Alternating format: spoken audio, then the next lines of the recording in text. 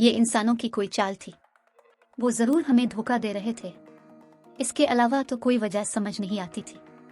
हर साल बाकी खलाई मखलूकात की तरह इंसान भी अपने नौजवानों को स्पेस यूनियन के फौजी ट्रेनिंग सेंटर भेजते थे और हर साल ये वाज़ेह होता था कि उन्हें पहले से ही बहुत अच्छी ट्रेनिंग मिल चुकी होती है। लेकिन जब इंसानों से इस बारे में पूछा जाता था तो वो साफ इनकार कर देते थे।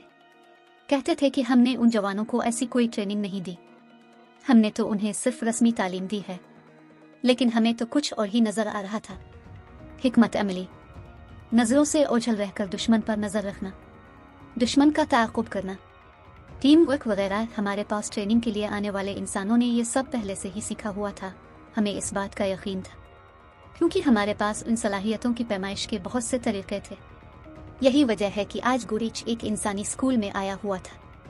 वो ये देखने आया था कि इंसान अपनी क्लासों में क्या सिखा रहे हैं। सुबह की क्लासों के दौरान गुरीच ने कुछ अजीब नहीं देखा। इंसान सिर्फ रिवायती मजमून पढ़ा रहे थे जैसा कि उन्होंने कहा था। अब दोपहर के खाने का वक्त खत्म होने वाला था। मुकर्ररा वक्त पर गुरीच वापस क्लासरूम में आया और वो टीचर जो गुरीच को असाइन की गई थी मेज के पीछे बैठी हुई मिली। बाकी की क्लास खाली थी। गुरीच, अब थोड़ा जल्दी नहीं आ गए हैं? उन्होंने हैरत से कहा। मैं तो सिर्फ चंद मिनट पहले आया हूँ, गुरीच बोला। क्या दोपहर के खाने का वक्त 12:30 पर खत्म नहीं होता? जी, लेकिन इसके बाद रिसर्च के लिए आधा घंटा होता है, इसलिए बच्चे 1 बजे तक वापस नहीं आएंगे। रिसर्च?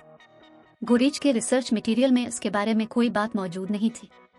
गुरीच इस मामले में अपनी लाइल्मी इस टीचर पर जाहिर नहीं करना चाहता था। ये जरूर कोई खास इंसानी काम था, लेकिन हम जब इसके बारे में इंसानों से पूछते थे तो इंसान इसको इग्नोर कर देते थे, बात को टाल देते थे जैसे ये कोई फालतू गैर अहम चीज हो। टीचर ने गुरीच की उलझन को समझ लिया और बोली, उन्होंने रिसर्च के बारे में नहीं बताया आपको? रिसर्च का वक्त आमतौर पर दोपहर के खाने के बाद होता है, जब हम बच्चों को आराम करने, मजा करने, खेलने और जो वो चाहे करने के लिए बाहर छोड़ देते हैं। गुरीच हैरान होकर बोला, आप बच्चों को दिन के बीच में 30 मिनट के लिए बाहर अकेला छोड़ देते हैं? टीचर ने हंसकर कहा, नहीं, हम उन पर नजर रखते हैं ताकि वो भटक कर दूर ना चले जाएं और दूसरों से बदतमीजी ना करें।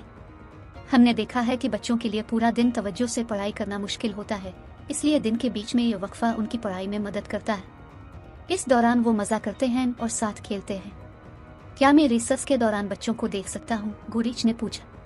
बिल्कुल, बस पिछले दरवाजे से बाहर निकलें, वो खेल के मैदान में होंगे। गुरीच को नहीं पता था कि इमारत का पिछला दरवाजा भी है और ना ही गुरीच जानता था कि इसके पीछे क्या है, लेकिन गुरीच वहां पहुंच गया। वहां पहुंचकर जो कुछ गुरीच ने मैदान में देखा वो इसके लिए तैयार नहीं था। वहां बहुत से इंसानी बच्चे खेलते चलाते, भागते दौड़ते फिर रहे थे। कुछ बच्चे लोहे के बने हुए ढांचों पर खेल रहे थे और कुछ बच्चे एक दूसरे को पकड़ने की कोशिश कर रहे थे, एक दूसरे पर चीजें फेंक रहे थे। गुरीच ने देखा वहां अजीब सा धातु का बना ढांचा था जिसमें मुख्तलिफ ट्यूब्स मुख्तलिफ समतों में जोड़ी हुई थी। इंसान के बच्चे ट्यूब्स को पकड़कर इस ढांचे पर चढ़ रहे थे। गुरीच ने सोचा, इंसानों में इतनी आला दर्जे की महारत कैसे आ जाती है? अब मैं समझ गया, यही असल ट्रेनिंग सेंटर है। इसी के बराबर में कुछ बच्चे जंजीरों से बने हुए एक आले पर कुछ अजीब सी हरकतें कर रहे थे। गुरीच की गर्दन पर लगे कांटे परेशानी के बाइस खड़े हो गए। इसने नोट किया कि बच्चों को अचानक रफ्तार बढ़ने और घुटने का आदी बनाने के लिए ट्रेनिंग दी जा रही है और साथ ही इमरजेंसी छलांग लगाकर बच निकलने की तरबियत भी दे रहे हैं। मैं हैरान हूँ कि ये इतने आला दर्जे की फाइटर पायलट ट्रेनिंग अपने इतने छोटे से बच्चों को क्यों दे रहे हैं। क्या इनको अपने बच्चों की परवाह नहीं है जो इतनी खतरनाक ट्रेनिंग उनकी जिंदगी का हिस्सा बना रहे हैं? गुरीच ने एक बच्चे से पूछा, ये क्या है? तो उसने जवाब दिया, उसे झूला कहते हैं। गुरीच ने बच्चों के एक ग्रुप को देखा जो शिकार और शिकारी का खेल खेल रहे थे। वाज़े नजर आ रहा था कि एक बच्चा शिकारी बन जाता था और बाकी सब शिकार बन जाते थे। फिर ये शिकारी जब किसी बच्चे को पकड़ लेता था तो ये रूल बदल जाते थे और वो पकड़ा जाने वाला बच्चा शिकारी बन जाता था। एडवांस्ड ग्राउंड वॉरफेयर की ये टेक्निक्स बच्चों को सिखाने से उनका क्या मकसद हो सकता है? गुरीच ने इससे मिलता जुलता एक और खेल देखा, लेकिन इस खेल में चालाकी के साथ छपकर शिकार करने की तरबियत दी जाती थी। इसमें तमाम शिकार छप जाते थे और एक शिकारी उनको जाकर ढूंढता था। अगर छुपने वाले बच्चे शिकारी को हाथ लगा लेते तो शिकारी हार जाता था। गुरीच खौफ और कंफ्यूजन की मिली जली कैफियत में था। इंसान तो कह रहे थे कि ये सिर्फ रस्मी तालीम देते हैं, यहाँ ये अपने बच्चों को ऐसी सफाकियत सिखा रहे हैं। गुरीच ने देखा कि यहाँ ऐसे टीम गेम्स भी थे जिनमें मुख्तलिफ इलाके आपस में बांट लिए जाते थे और मुखालिफ टीम के इलाके से एक ख़ास चीज़ जाकर हासिल करनी होती थी और लाकर अपने इलाके में रखनी होती थी।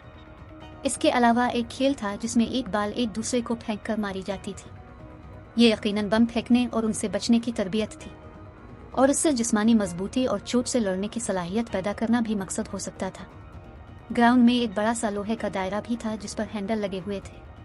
बच्चे इस पे खड़े होकर इसको तेजी से घुमाते थे। ये जरूर जिस्म को ग्रेविटेशनल पुल यानी जी फोर्स बर्दाश्त करने की ट्रेनिंग देने का आला था, ताकि चक्कर आने पर दिमाग और जिस्म को कंट्रोल करने की सलाहियत हासिल की जा सके। गुरीच को इंसानी जवानों की महारत का राज मिल गया था। उसने खुद से बातें करते हुए कहा, यह सारी मालूमात मैं अपनी रिपोर्ट में शामिल करने वाला हूँ। जिस मखलूक के बच्चे इतने खतरनाक हों उसके बड़े कितने खतरनाक होंगे। बाकी तमाम मखलूकात को इस बात का इल्म होना चाहिए कि इंसान किस कदर खौफनाक और जंगजू मखलूक है। मैं अपने सुपीरियर से इस मामले में तफसीली बातचीत भी करूंगा और इंसानियत के साथ मुस्तकबिल में रवैया क्या रखना है इसके लिए कुछ सिफारिशात पेश करूंगा।